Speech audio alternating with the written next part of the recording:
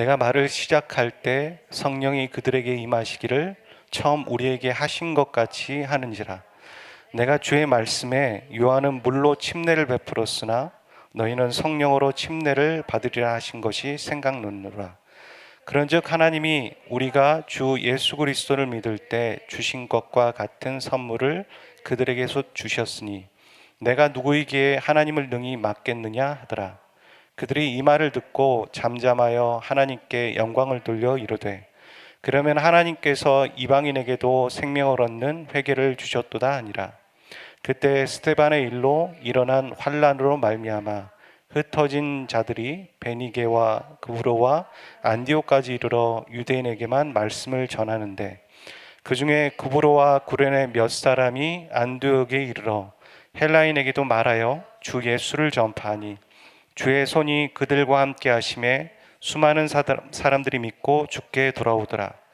예루살렘 교회가 이 사람들의 소문을 듣고 바나바를 안디옥까지 보내니 그가 이르러 하나님의 은혜를 보고 기뻐하여 모든 사람에게 굳건한 마음으로 주와 함께 머물러 있으라고 하니 바나바는 착한 사람이요 성령과 믿음이 충만한 사람이라. 이에 큰 무리가 주께 더하여지더라. 바나바가 사울을 찾으러 다소에 가서 만남에 안디옥에 데리고 와서 둘이 교회에 1년간 모여 큰 무리를 가르쳤고 제자들이 안디옥에서 비로소 그리스도인이라 일컬음을 받게 되었더라. 아멘. 오늘 말씀에 보면 베드로는 자신이 복음을 전하는 순간 이방인 고넬료에게 성령이 내리시는 것을 보았습니다. 유대인 자신에게만 임하는 성령인 줄 알았는데 이방인에게도 성령이 내리신다고? 베드로는 매우 놀랐습니다. 그리고 깨달았습니다. 아, 하나님이 편견과 차별 없이 하나님만 경외한다면, 그리고 그 예수 그리스도의 복음을 듣는다면 그들이 당신의 자녀가 되고 하나님의 자녀가 되는 걸 원하시는구나. 그것을 베드로는 깨달았습니다. 사도행전 10장 34절 35절 말씀 같이 한번 읽어볼까요? 시작. 베드로가 입을 열어 말하되 내가 참으로 하나님을 사람의 외모를 보지 아니하시고 각 나라 중 하나님을 경외하며 의를 행하는 사람은 다 받으시는 줄을 깨달았도다. 그렇게 깨닫기 시작했습니다. 베드로는 그렇게 이 사건을 통해서 자신의 편견으로 보지 못한 그 하나님을 새롭게 알 수 있었습니다. 저와 여러분도 그렇습니다. 우리가 영적인 교제를 하고 성도의 교제를 하고 혹은 말씀을 나눌 때 어떤 주제를 나눕니까? 결국엔 우리가 알고 있는 하나님을 나누는 것입니다. 환경이 어떻대, 거기 어떤 상황이 있대, 이런 얘기들의 정보를 나누는 것이 아니라 내가 체험하고 내가 경험한 하나님을 나눌 수밖에 없는 것인 것처럼 베드로는 그렇게 하나님을 새롭게 알게 되었습니다. 저와 여러분을 흔드신 하나님도 우리를 흔들고 계시는 여러 이유 중에 하나는 바로 우리가 그곳에서 하나님을 알기를 원하시는 겁니다. 우리가 하나님을 다 알고 있는 사람은 없습니다. 우리가 알고 있는 하나님뿐만 아니라 그 너머에 우리가 알지 못하는 하나님을 알면서 내가 참으로 오늘 하나님을 알았다, 그렇게 고백할 수 있기를 원하십니다. 그래서 우리가 우리의 기도의 내용 중에 우리를 흔들고 계시는 하나님을 모시고 그 중심 가운데서, 고난 가운데 환난 가운데서 우리가 중심에서 기도해야 될 그 기도 제목 중에 하나는 내가 하나님을 알기를 원합니다. 내가 하나님을 더 알기를 원합니다. 그런 기도 제목이어야 합니다. 베드로가 하나님에 대한 이해가 넓어졌듯이 우리가 하나님에 대한 이해가 넓어질 때 우리는 비로소 그때 신앙이 성장하는 것입니다. 반대로 이 성장을 가로막는 것도 있습니다. 그것은 바로 하나님을 알지 못하게 하는 것이라고 얘기할 수 있겠죠. 크게 저는 세 가지라고 생각합니다. 하나는 마음의 상처입니다.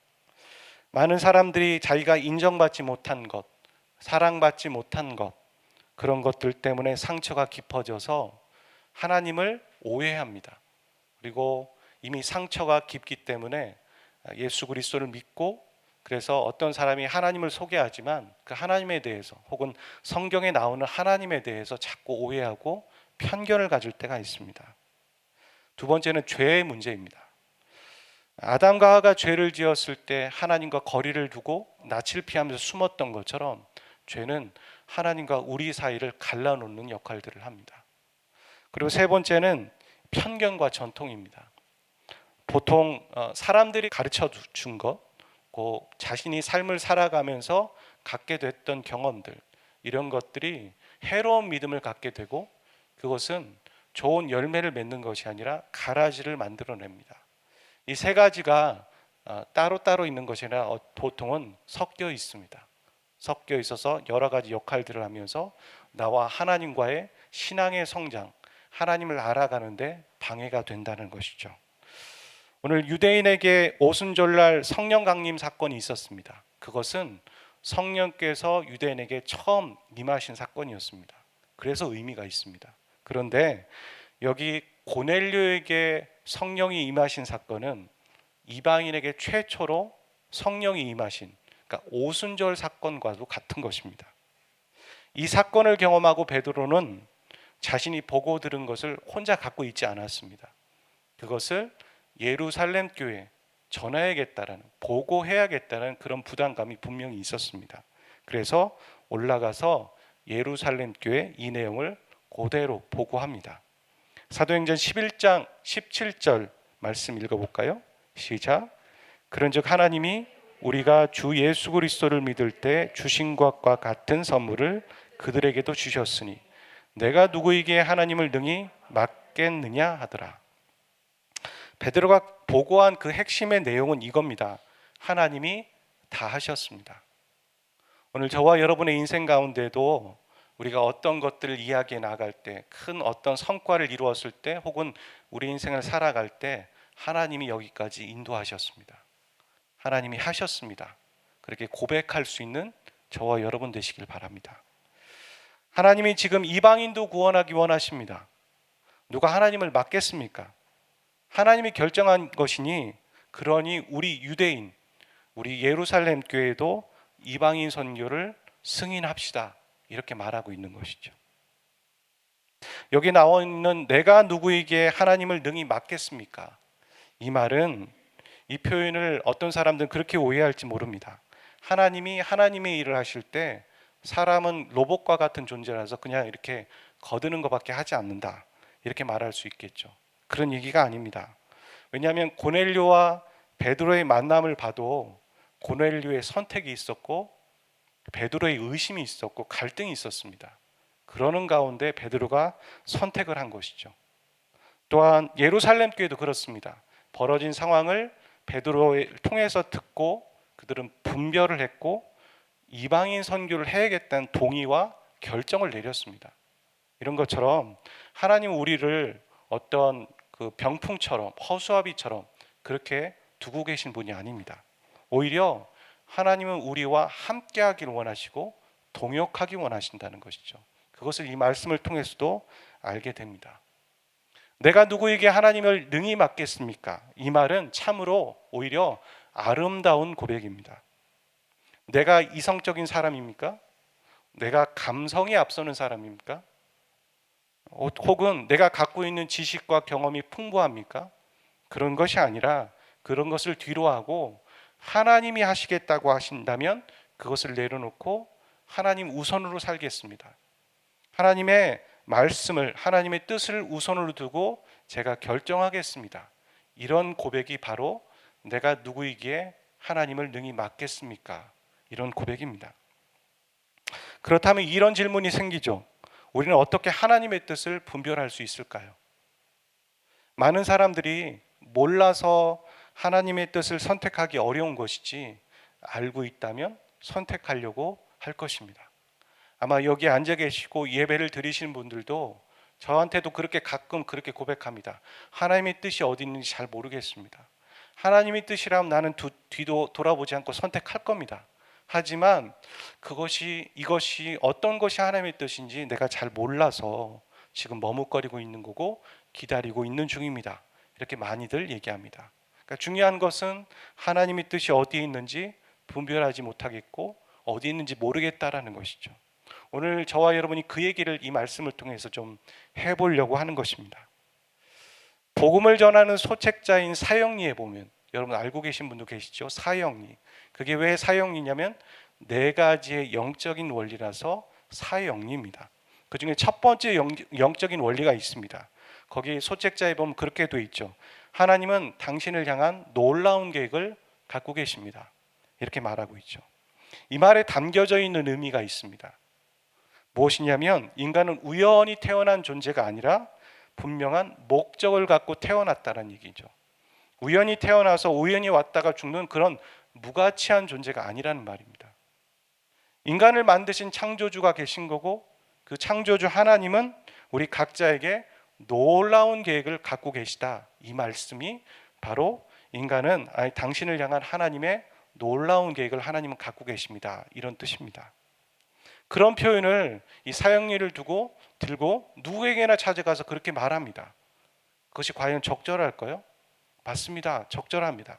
하나님은 쥐 막론하고 남녀노소 상관없이 어떤 인종 상관없이 계급 상관없이 모두에게 하나님은 놀라운 계획을 가지고 계십니다.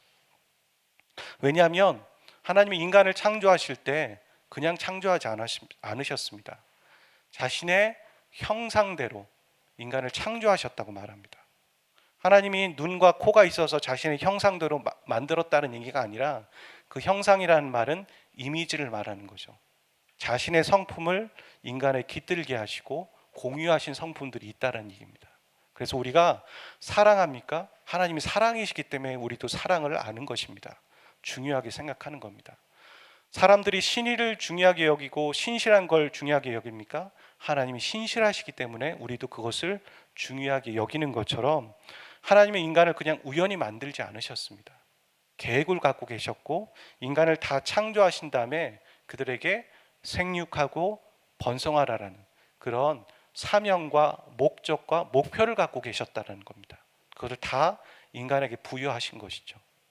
그리고 에베소서 1장 18절부터 19절에 보면 바울이 그렇게 말합니다.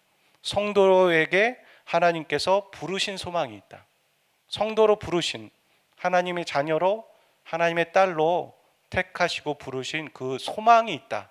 분명히 있으니까 우리는 그 부르신 소망을 발견해야 한다. 그리고 나는 너희들이 그것을 발견하기를 위해서 내가 중보기도 하겠다. 이것이 바로 바울이 고백하고 있는 것입니다. 여러분 신앙 성장을 방해하는 것이 상처라고 말씀드렸습니다. 우리는 다른 사람들에게는 하나님의 놀라운 계획이 있습니다. 이렇게 말합니다. 그리고 믿습니다. 근데 정작 자신에게는 그렇게 믿지 않고 적용하지 못할 때가 많습니다. 그렇지 않으십니까? 다른 사람에게는 그런 기대를 갖고 있지만 본인에게는 그런 기대를 갖고 있지도 않고 어떤 때는 자신에 대해서 어찌 보면 그 정도는 아니지만 마치 무가치한 존재인 것처럼 그렇게 살아가고 있는지 모르겠습니다.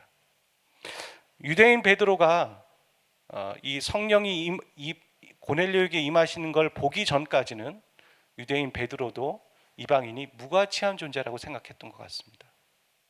그랬는데 성령께서 그들에게 임하시는 걸 보고 하나님의 뜻이 이방인에게도 있다는 걸 깨닫게 되면서 이방인에 대한 생각이 바뀝니다.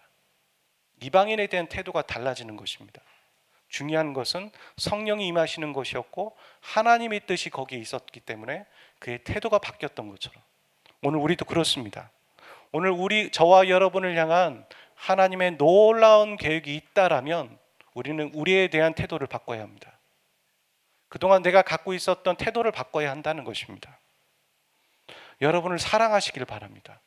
그리고 과거에 여러분이 잘 못했던 아쉬웠던 것들에 대해서 하나님도 용서하신다면 여러분도 그만 여러분을 용서하시길 바랍니다. 그리고 여러분을 그렇게 해롭게 했던 타인에 대해서도 용서하시길 바랍니다.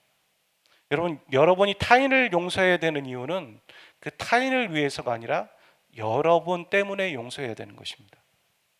여러분이 거기에 매여 있다면 여러분 자유롭지 못할 것입니다. 그리고 하나님이 가지고 계신 마음으로 여러분을 보기로 결정하시기를 바랍니다. 우리는 타인이 나를 바라보는 관점 혹은 내가 나를 바라보는 관점으로만 보지 하나님이 나를 어떻게 바라보실까? 그렇게 보지 못할 때가 너무 많습니다. 우리가 주어진 환경과 상황과 문제들에 대해서도 이걸 어떻게 해결할까? 다른 사람이 어떻게 볼까? 이 사회가 나를 어떻게 볼까? 그렇게 생각하지 하나님은 이 문제를 어떻게 보고 계실까? 라고 생각하면서 나도 객관적으로 보려고 하지 않고 또한 하나님의 관점으로 그 문제와 나를 바라보지 못할 때가 너무 많은 것 같습니다. 그게 아니라는 것이죠. 하나님이 저와 여러분을 향한 놀라운 계획을 가지고 계십니까? 그렇다면 우리도 그것을 믿고 우리를 사랑해야 한다는 것이죠. 그래서 저는 이렇게 표현하고 싶습니다. 내가 누구에게 나를 향한 하나님의 놀라운 계획이 있음을 맡겠습니까?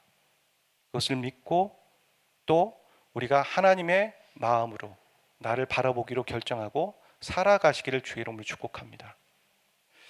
하나님은 편견과 교만한 유대인들을 제쳐놓고 안디옥 교회를 세우실 수 있으셨습니다.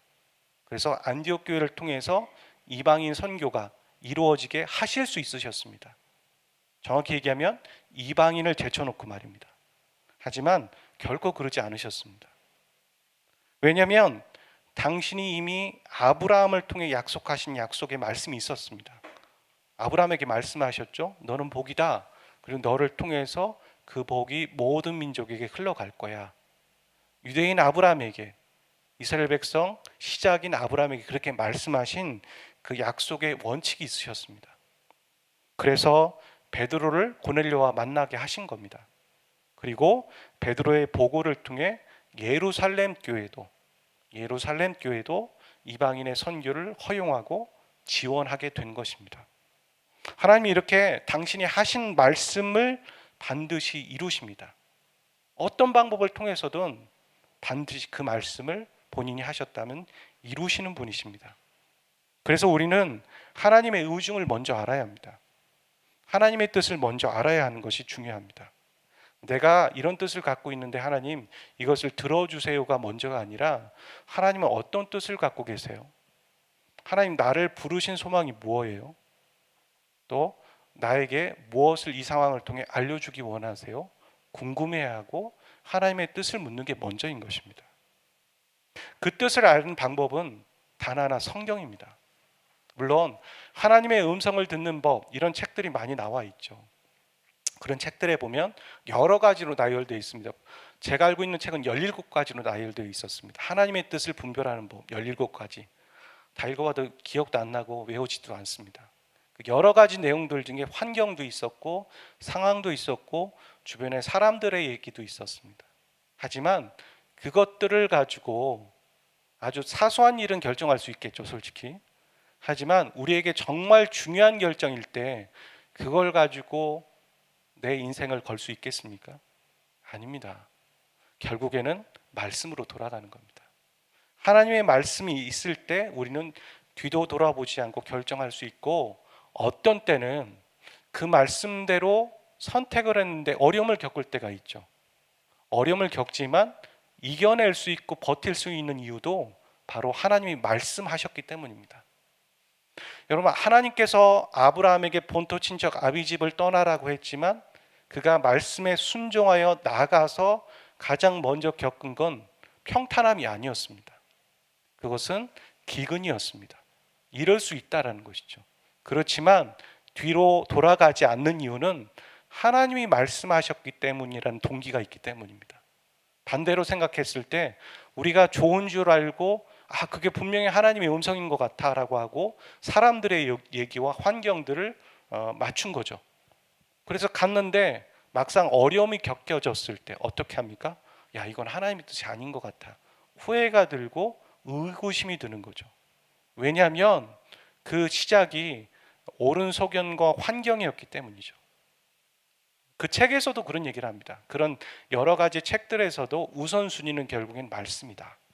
그렇게 말하는 것처럼 그분의 뜻을 아는 방법은 성경입니다. 하지만 이 성경에 있는 하나님의 뜻을 아는 방법은 눈과 혹은 정보와 지식으로는 부족합니다. 우리가 성경을 읽는 방법에 대해서 많은 교회에서든 성경 공부를 할 때든 안내를 해주죠. 그 중에 가장 먼저가 무엇입니까? 성령의 도우심을 받는 겁니다. 제가 새가족본 성경 공부에서도 성경의 챕터에서 성경을 읽고 해석할 때 가장 우선순위가 되는 건 성령님을 의지하는 거라고 얘기했습니다. 그래서 어떤 주석이 있든 큐티에 설교의 내용이 해설서가 있든 그것이 먼저가 아니다. 그게 먼저가 아니라 성령 하나님의 도우심을 구하겠다는 기도.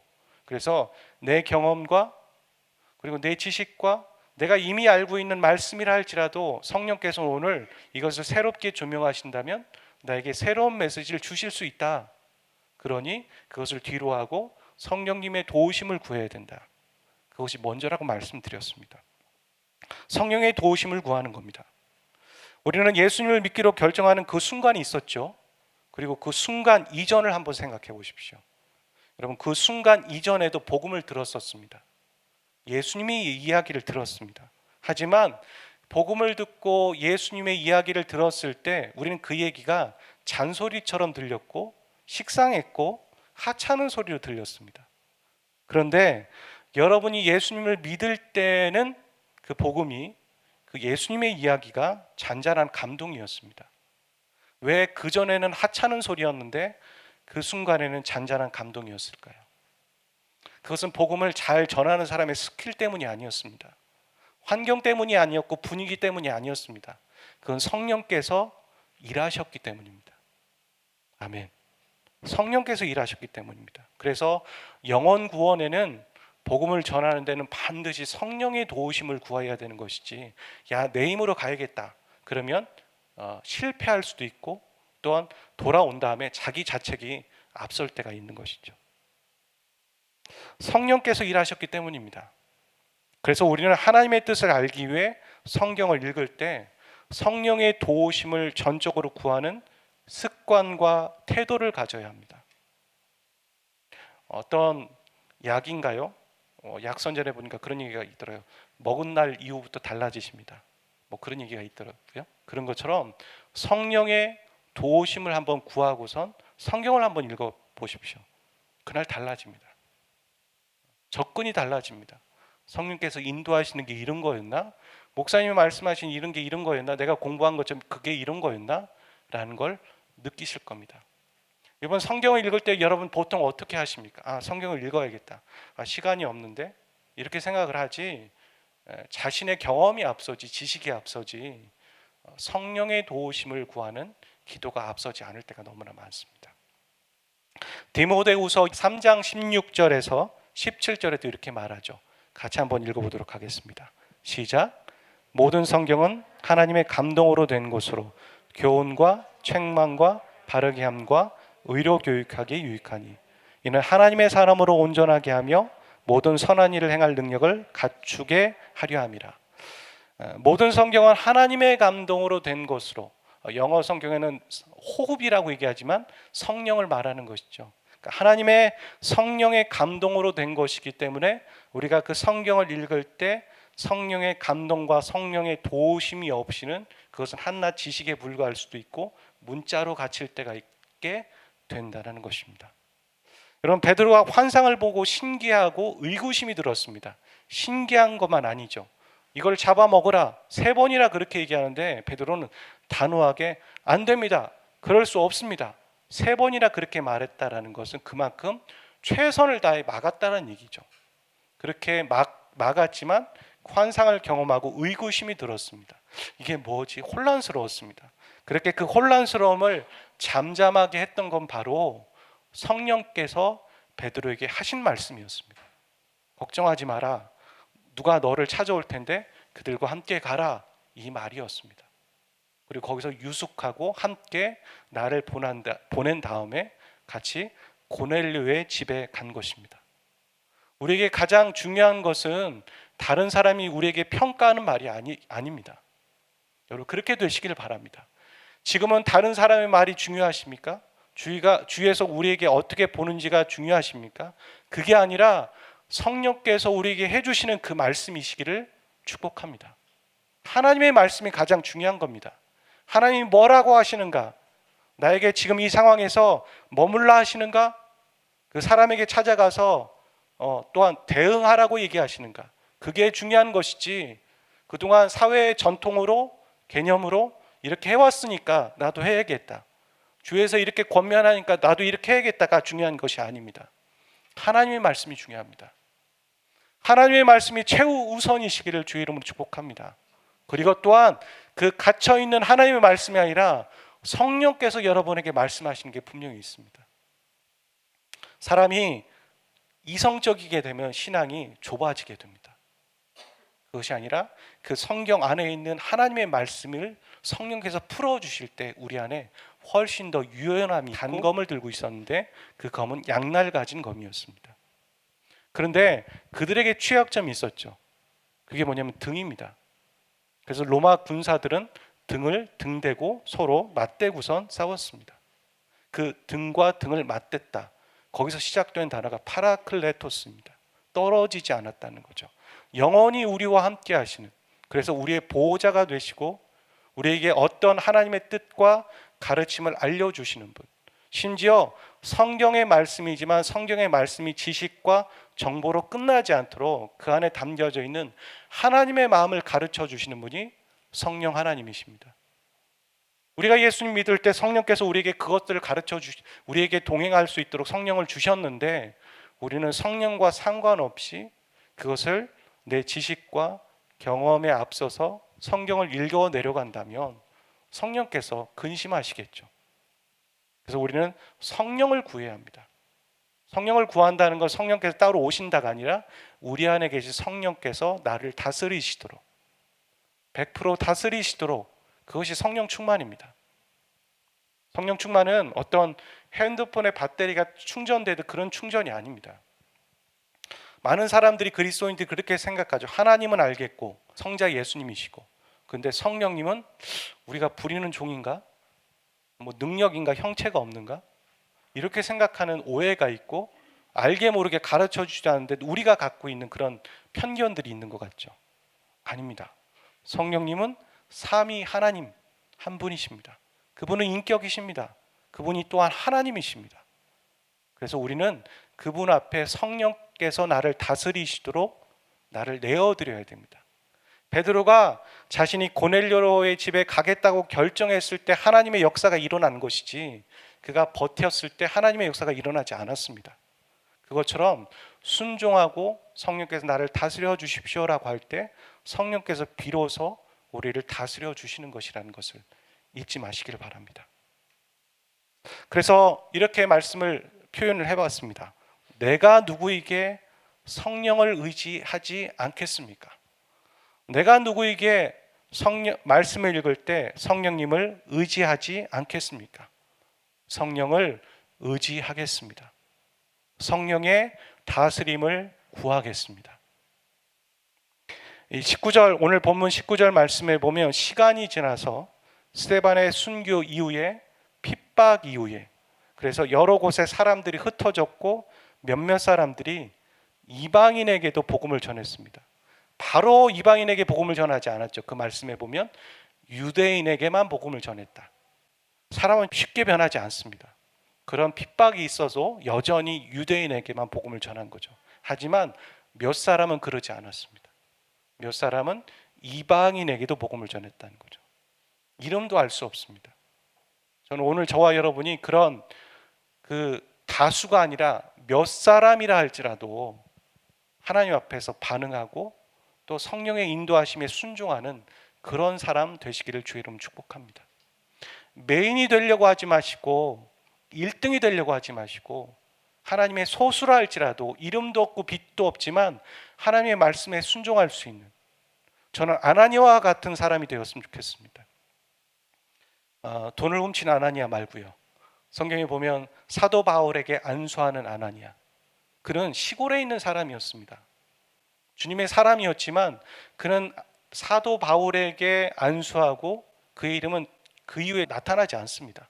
그냥 잠시 그때 보일 뿐이었습니다. 그리고 그는 묵묵히 자신의 고향이나 시골에 가서 사역지에서 열심히 하나님의 일을 하다가 그냥 이름도 없이 빛도 없이 그렇게 죽었겠죠.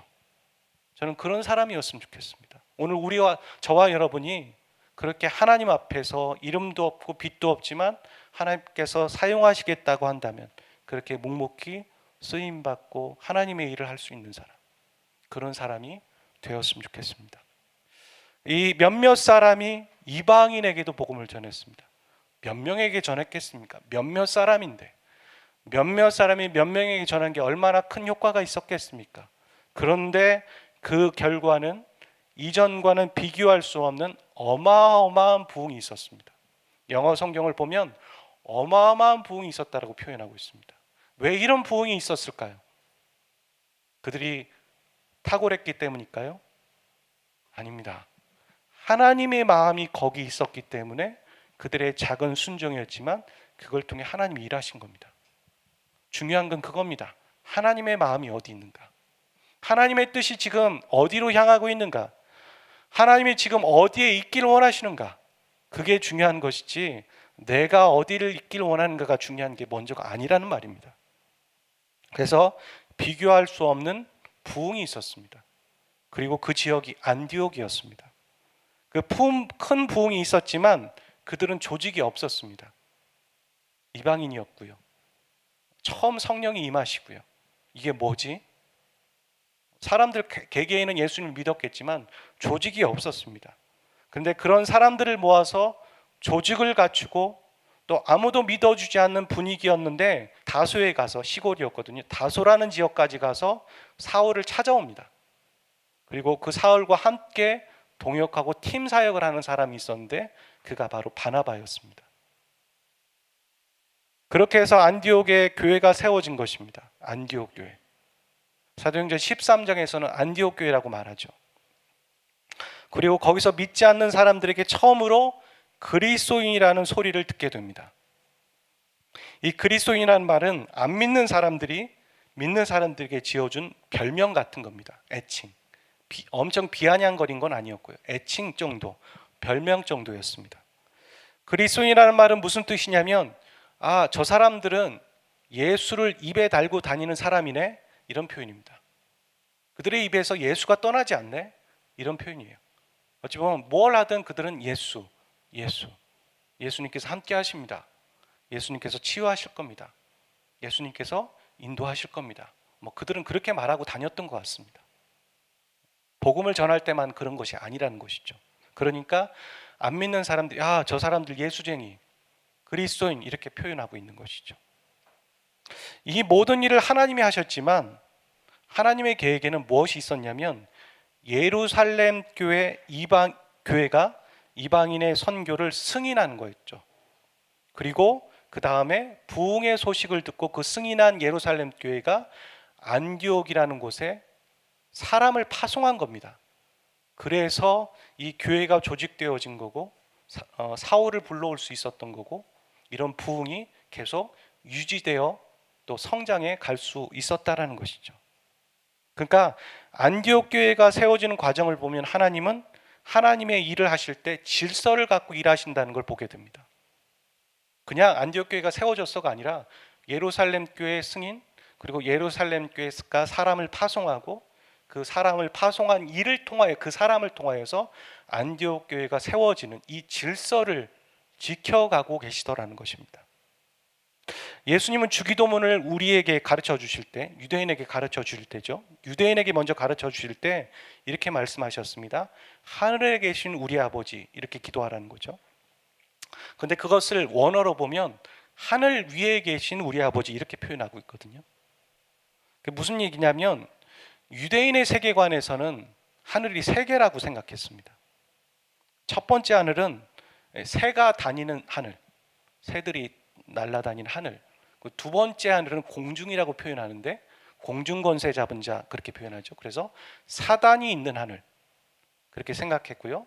세 번째 하늘은 이 새들도 범접할 수 없고 그리고 사단도 범접할 수 없는 세 번째 하늘, 하나님만 계신 하늘, 그렇게 생각했죠. 그래서 사도 바울이 그런 얘기를 하지 않습니까? 내가 하늘 위에 갔다, 삼층천에 갔다. 그 말이 바로 내가 하나님 만나고 왔다, 이런 표현인 것처럼 이 주기도문에서도 하늘 위에 계신 하나님 그분께 기도하라 이렇게 표현하고 있죠. 무슨 얘기냐면, 무슨 얘기를 제가 얘기하고 싶은 거냐면, 예수님도 다르게 표현할 수 있었지만 유대인에게 말씀하실 때 유대인의 세계관에 입각하여서 그것을 알고 계셨고 그 표현으로 유대인에게 말씀하시더라는 겁니다. 만약에 이방인에게 얘기하신다면 다른 표현으로 말씀하셨겠죠. 하나님은 우리가 살아가고 있는 이 사회와 구조와 문화들을 알고 계십니다. 그리고 우리 각 사람의 기질도 알고 계십니다. 우리가 뭘 좋아하는지, 또 어떤 패턴일 때 우리가 하나님의 음성을 확신하는지, 그 말씀으로 그런 것들을 알고 계십니다. 그리고 그 질서를 깨트리시면서까지 우리에게 말씀하지 않으십니다. 왜냐하면 그만큼 다급하지 않으세요. 우리가 어떤 원칙을 깨는 이유는 무엇입니까? 당황하기 때문이에요. 급하기 때문이에요. 하지만 하나님은 결코 하나님의 일에 대해서는 급하지 않으십니다. 우리가 당황스럽게 행동해도 하나님은 여유를 가지십니다. 긴장하지 않으십니다. 하나님의 계획은 움직여 지금도 진행되고 차근차근 진행되고 있기 때문입니다. 예수님을 보내주실 때도 보면 몇천 년 전에 예언하시고 그것들이 차근차근 예언자를 통해 이루어지고 정확하게 말씀대로 이루어지는 걸 보게 되죠. 그처럼 주님이 다시 오시는 것도 정확하게 이루어질 것입니다. 이런 것처럼 하나님은 그 질서를 지켜가신다는 거죠. 어떤 질서를? 예를 들어서 여러분, 불의한 권위들을 우리는 경험하죠. 직장 상사를 통해서든 이 사회에서든 불의한 권위와 상관들을 하나님 모르실까요? 우리가 그 권위 아래에 있다는 걸 모르실까요? 알고 계십니다. 이 로마서에서도 보면, 또 그 초대교회 사람들을 보면 수많은 불의한 권위들, 로마의 압제 아래에 있었던 믿는 사람들이 있었지만 하나님이 알고 계셨습니다. 하지만 그걸 통해서 이 믿는 자들에게 가르쳐 주기 원하시는 메시지가 있는 거죠. 사람은 평탄할 때 믿음이 성장하지 않습니다. 분명히 핍박이 있을 때, 어려움이 있을 때 나락으로 떨어지거나 또 위로 상승하거나, 그 둘 중에 하나입니다. 그런 것처럼 그걸 통해 우리를 다루어 가고 계신 게 있어요. 불의한 권위를 통해. 두 번째, 또 예 중에 하나는, 여러분, 사람들이 모인 교회이지만, 사람들이 참 부족하죠. 교회라고 하지만 교회이지만 그 교회를 통해 하나님은 그 교회의 질서를 통해 우리에게 말씀하시더라는 겁니다. 저는 비슷한 경험을 했고 그것을 지금도 그렇게 믿고 신뢰합니다. 어떤 교회가 저에게 이런 것들을 요구한다면 그것은 저 참 부족하고 자기 욕심이 어찌 보면 있는 사람들의 결정인데가 아니라 하나님의 결정이라고 저는 믿거든요. 그건 하나님의 결정이야. 하나님은 교회를 통해 질서를 통해 말씀하시니까. 그리고 조금 부당한 걸 할지라도 그게 하나님의 결정이야. 난 그걸 믿어. 그 질서를 통해 일하신다고 저는 믿거든요. 그런 예들을 또 하나 제가 말씀드린 적이 있었던 것 같아요. 뭐냐면 제가 이제 전도사로 사역할 때 저희 목사님께서 저한테 그런 얘기를 하신 적이 있었죠. 전도사님, 수요 저녁 예배 가서 찬양 인도하세요. 제가 그런 얘기해 드린 적이 있었던 것 같아요. 제 마음에는 주일 오전에 찬양 인도를 하고 싶었고, 그리고 또 이미 인도자가 그 자리를 비웠기 때문에 제가 그 자리를 들어가면 딱 좋을 것 같았거든요. 그리고 하고 있었습니다. 근데 하루는 저를 부르셔서 전도사님, 수요 저녁 예배 가서 찬양 인도하세요. 제가 뭐라고 했겠습니까? 안 됩니다 그랬어요. 다시 한번 생각해 주시면 안 됩니까? 그렇게 말씀을 드렸습니다. 인격적이신 분이셨고, 그래서 저도 누울 자리를 보고 누우니까 말씀을 한번 드려봤습니다. 그랬더니 그분이 다시 한번 저에게 인격적으로 한 번 더 말씀하신 게 뭐였냐면, 오전 예배는 누가 해든 다 할 수 있습니다. 하지만 수요 저녁 예배는 지금 인도자도 변변치 않고 어려워요. 저는 그 수요 저녁 예배가 부흥하기를 원합니다. 그래서 전사님 가셔서 꼭 하시면 좋겠습니다. 제가 그 다음에 뭐라고 했겠습니까? 알겠습니다 했습니다. 그러면서 내심 다시 한번 생각해 주면 안 될까? 목사님이 혹은 하나님이 그런 생각을 했죠. 하지만 그것도 잠시였고 했습니다. 반주자도 한 명이 고정되어 있지 않아서 이렇게 젖동량하듯 2주만 해주시면 안 돼요? 한 주만 해주시면 안 돼요? 이렇게 하면서 반주자도 교체하고 그렇게 했습니다. 싱어도 한 명 정도 있었던 것 같아요. 그랬던 그 예배팀이 반주자도 고정이 있었고 싱어도 3명, 4명 있었고, 무엇보다도 중요한 건 제가 그 수요 저녁 예배를 인도하면서 하나님의 깊은 은혜와 어떤 신비로운 기적과 체험들을 할 수 있었어요. 그러면서 그런 생각이 들죠. 아, 질서라는 게 이런 거구나. 내가 그걸 버티고 안 하겠다고 했으면 나만 손해였고, 내가 순종한 마음으로 갔더니만 하나님께서 거기를 나를 통해서 그 일을 하고 계시는구나. 이게 질서구나. 영적인 질서구나. 그것을 알게 되었죠. 질서를 지킨다는 것은 열등하고 우등한 게 아닙니다. 질서는 나를 먼저 보호하는 거고요. 그것은 또한 공동체를 보호하는 것이기도 합니다. 또한 세 번째 예 중에 하나는 이런 것도 있을 것 같아요. 귀가 잘 안 들리고 비논리적인 부모님이 계실 수 있죠. 노부모님. 이건 저의 얘기이기도 해요.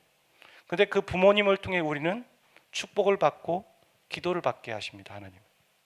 여러분 이거 무시 못 하거든요. 우리는 하찮다고 생각하고 그 질서 상관없다고 생각할 때가 간혹 많아요. 세상의 권위에 대해서도 그렇고 교회의 권위에 대해서도 그렇고 가정의 권위에 대해서도 그렇고 그렇죠. 하지만 그렇지 않다라는 겁니다. 하나님 그 질서를 지켜가시면서 하나님의 일을 하고 계시는 것을 이 장면을 통해 알게 되는 것이죠. 우리가 이 질서를 통해 하나님이 일하신다고, 이 질서를 통해 하나님이 말씀하신다는 걸 놓친다면 우리는 아주 중요한 걸 놓치면서 하나님의 뜻을 분별하겠다고 덤벼드는 겁니다. 여러분 그렇게 하시지 말길 바랍니다. 로마서 13장 1절 말씀 읽어보죠. 시작. 각 사람은 위에 있는 권세들에게 복종하라. 권세는 하나님으로부터 나지 않음이 없나니 모든 권세는 다 하나님께서 정하신 바라. 이 말씀을 가지고 어떤 권세자가 다 내 말이 하나님의 말이야 이렇게 함부로 얘기하면 안 되겠죠. 권위를 갖고 있는 자도 성실하게 겸손하게 그 권위를 사용해야 하고, 또 권위를 다스림 받는 자도 성실하게 그것들을 존중해 나가야겠죠. 하나님 앞에서 하는 것이라는 것을. 하지만 세상적인 권위나 많은 교회 안에 있는 권위들 중에서도 잘못된 권위들이 많은 건 인정합니다. 하지만 중요한 것은 그 권위를 거스르면서까지 내 일을 하는 것은 하나님이 기뻐하시는 일은 아니더라는 것입니다. 중요한 건 그 사람이 어떤 권위를 갖고 있고 잘못된 권위를 갖고 있냐가 중요한 것이 아니라 그건 하나님이 그 사람을 심판하실 겁니다. 시시비비를 가리실 거예요. 내가 하나님이 되어서는 안 됩니다. 중요한 건 내가 지금 그 가운데에서도 하나님을 인정하는 가운데 이것을 따라가고 있는가, 이 질서를 지켜가고 있는가, 그것이 중요한 것이죠. 그래서 다윗은 그러잖아요. 2번인가 자신의 부하들이 저 사울 제가 죽일게요. 당신이 결정만 하시면 제가 죽이고 오겠습니다라고 얘기할 때 다윗은 그렇게 말하지 않습니다. 그 마음에 얼마나 그런 마음도 있었겠어요. 자신은 충성한다고 했는데 그 충성하는다고 하는 그 왕이 자신을 죽이려고 하는 거잖아요. 그런데 다윗은 말합니다. 하나님이 세우신 사람이니까 내가 함부로 할 수 없다. 그렇게 하고선 본인이 칼을 들지 않습니다. 결국엔 사울은 전쟁터에서 죽습니다. 하나님이 심판하시는 거예요. 중요한 건 우리가 하는 것이 아니라 하나님이 하실 때까지 기다리고 우리가 그 질서 안에서 하나님이 나에게 뭐라 말씀하시는지 듣고 따라가는 게 중요하다라는 것이죠. 그래서 저는 이렇게 마지막 표현을 이렇게 적어봤습니다. 내가 누구에게 질서의 하나님을 신뢰하지 않겠습니까? 신뢰하는 거죠. 내가 이렇게 한다 할지라도, 내가 지금 이렇게 잘못된 권위 앞에서 힘든다 할지라도 하나님은 분명히 이 시시비비를 가리실 거고 나를 통해 하나님께서 하시기 원하는 일들을 해 나가실 거야 하면서 신뢰하고 나가는 것입니다. 내가 누구에게 하나님의 뜻을 맡겠습니까? 우리 첫 번째는 나를 사랑하는 것입니다. 나를 향한 하나님의 놀라운 계획이 있음을 믿으시길 바랍니다. 두 번째, 성경을 통해 하나님의 뜻을 알아가는 겁니다. 그런데 중요한 건 이성이 앞서는 이 현대인들에게 성령을 경험하는 게 되게 중요합니다. 머리가 앞서는 것이 아니라 성령이 앞서야 합니다. 성령의 인도하심을 구하고 말씀을 읽어 내려가십시오. 그리고 세 번째, 여러분 질서를 통해 하나님이 일하고 계심을 놓치지 마시기를 바랍니다. 우리 같이 기도하기를 원합니다. 저는 이 사도행전 말씀을 통해 하나 좀 여러분께 좀 말씀드리고 싶은 게 있어요. 물론 사도행전을 통해서 이 안에서 우리가 적용하고 우리 각자가 살아가는 일들에 대해서 하나님이 말씀하신 것을 찾아내는 건 맞지만, 분명히 이 사도행전의 이 말씀 그대로로 봤을 때 하나님은 선교하시는 분이시고 모든 민족의 구원의 하나님이시다는 건 우리가 잊을 수 없는 부분이죠. 그래서 우리는 우리 자신의 문제를 가지고도 기도하지만 우리가 우리의 생각을 넓혀서 주님께로 돌아와야 될 영혼들 넘어서 주님께 돌아와야 될 민족들과 나라들을 생각하면서도 기도할 수 있으면 좋겠어요. 그 균형을 맞추는 거죠. 저는 그 부담이 항상 있습니다.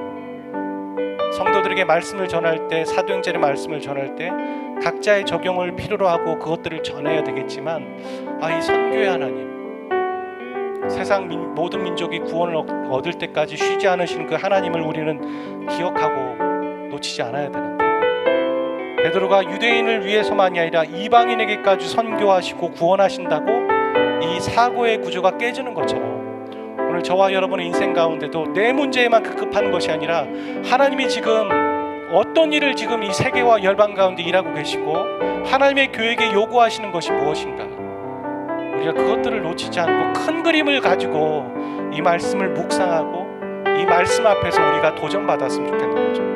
하나님 왜 우리를 향한 놀라운 계획을 갖고 계십니까? 내가 그냥 결혼하고 열심히 살고 그것만이 족한 것이 아니라 그걸 넘어서 이 가정을 통해서, 나를 통해서 세계와 열방과 땅끝에까지 중보하고 복음 전하는 일을 위해 우리를 사용하기 원하신다는 거죠. 하나님 왜 베델교회를 이 갈마동 가운데 세우셨습니까? 우리를 통해 또 이 갈마동 지역의 영혼 구원을 하기를 원하시지만 그 계획은 거기서 그치지 않고 그 영혼들이 주님께 돌아옴으로 말미암아 그들이 모여서 예루살렘과 온 유대와 사마리아와 땅끝까지 복음을 전하는 하나님의 군대가 되기를 위해서 이 베델교회를 부르신 것이지 우리 조라고 부르신 거 아니거든요. 이걸 놓치지 않았으면 좋겠어요. 이 균형을 놓치지 않고 오늘 우리가 나에게 질서를 통해 말씀하시고 나에게 놀라운 계획을 갖고 계시고 그리고 나에게 성령을 부어주셔서 하나님의 말씀을 깨닫게 하시는 그 하나님의 목적이 무엇인지, 그 거룩한 부르심의 소망이 무엇인지 깨닫고 알아가는 내가 되기를 원합니다. 나도 하나님의 관점으로 생각하고 나도 하나님의 안목으로 기도하게 도와주십시오. 우리 그렇게 같이 기도할 수 있기를 소원합니다. 우리 한 번만 더 기도합니다. 우리의 영혼 구원을 위해서 기도하고 형제와 자매들을 위해서 기도하고 아픈 자들을 위해서 기도합니다. 또 하나, 저 아프가니스탄의 땅을 위해서 기도합니다. 예수 그리스도를 이미 믿고 있는 아프간에 있는 믿음의 사람들은 어찌 보면 죽을 날을 기다리고 있을지 모릅니다. 그들의 두려움 가운데, 걱정 가운데 그 너머에 하나님께서 그들을 보호하시고 믿음의 사람으로 살아가는 것이 무엇인지 그들로 알게 도와주십시오. 믿음의 사람은 살아도 소망이 있고 죽을 소망이 있는 것처럼 그런 각오를 가지고 그들이 그 시간들을 보내고 이겨나가게 도와주십시오. 주님, 핍박 가운데 하나님 부흥이 있었던 것처럼 저 아프가니스탄 가운데 영적인 부흥이게 하시고 현지인을 통한 하나님의 교회들이 세워지게 도와주십시오. 하나님 일하여 주십시오. 하나님 그들의 영혼들의 헛된 죽음이 없게 도와주십시오. 우리 그렇게 같이 기도할 수 있기를 소원합니다. 기도하겠습니다.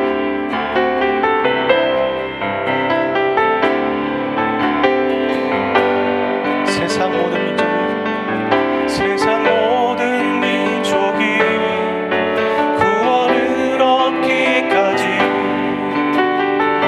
쉬지 않으시는 하나님, 주의 심장 가지고 우리 이제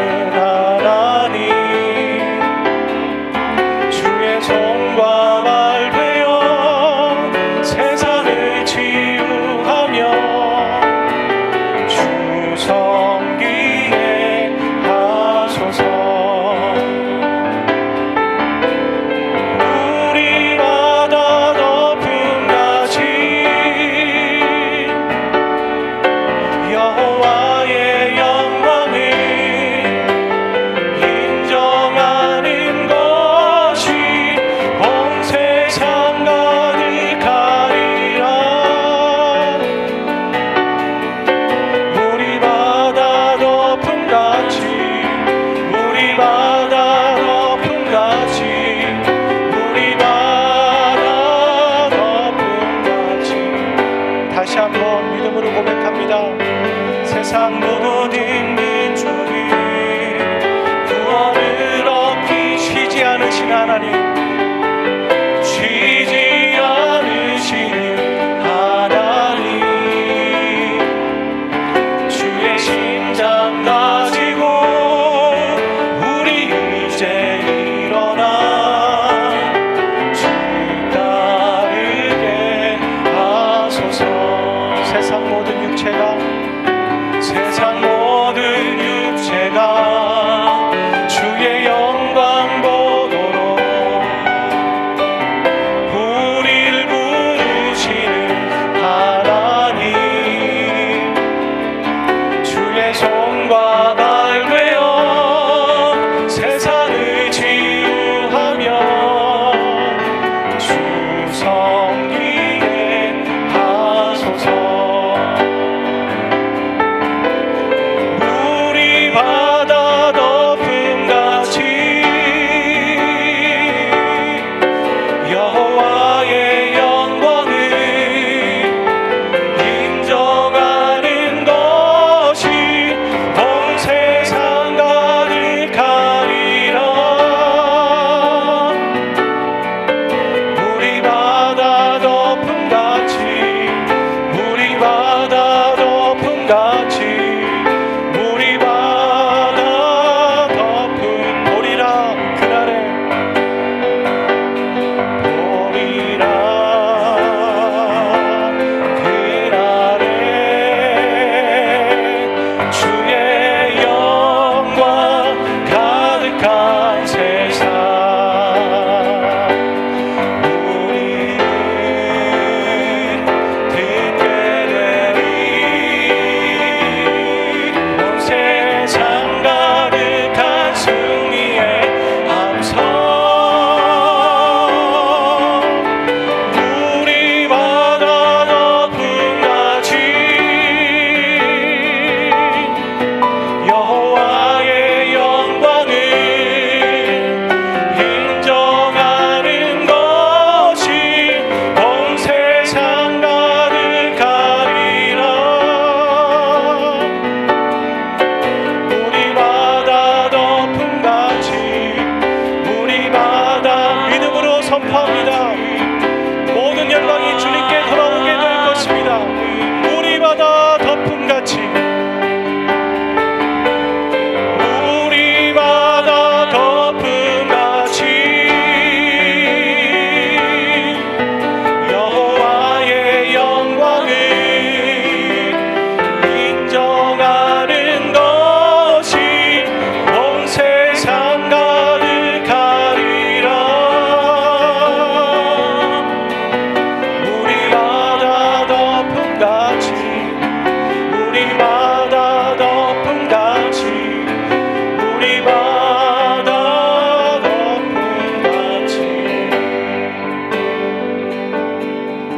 오늘 우리가 하나님의 뜻을 아는 이유도, 하나님의 뜻대로 살아가려고 하는 것도, 우리에게 작은 직장의 문제, 진로의 문제, 결혼의 문제, 어떤 선택의 문제일 수 있지만 그 너머에 하나님 나라의 확장과 비전과 계획이 있습니다.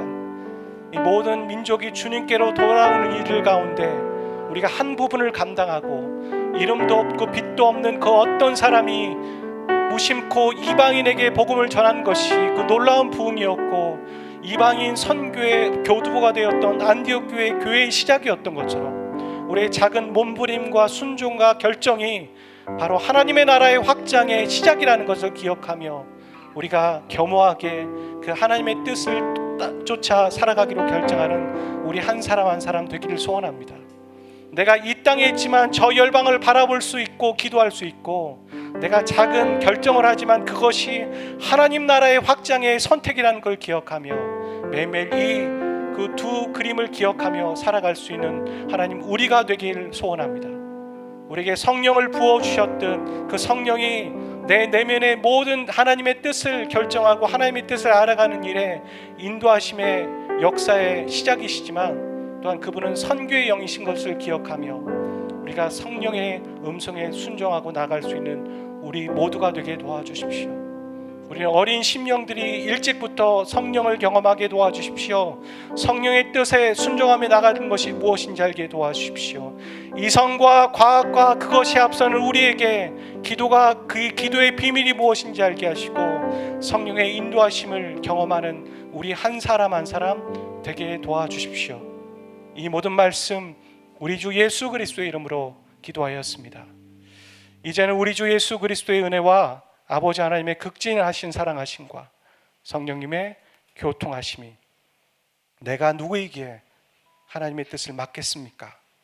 이 고백 앞에 나도 그렇게 살겠노라고 결정하는 모든 예배자들 한 사람 한 사람 그 심령이 이제부터 영원까지 항상 함께 하시기를 간절히 축원하옵나이다. 아멘.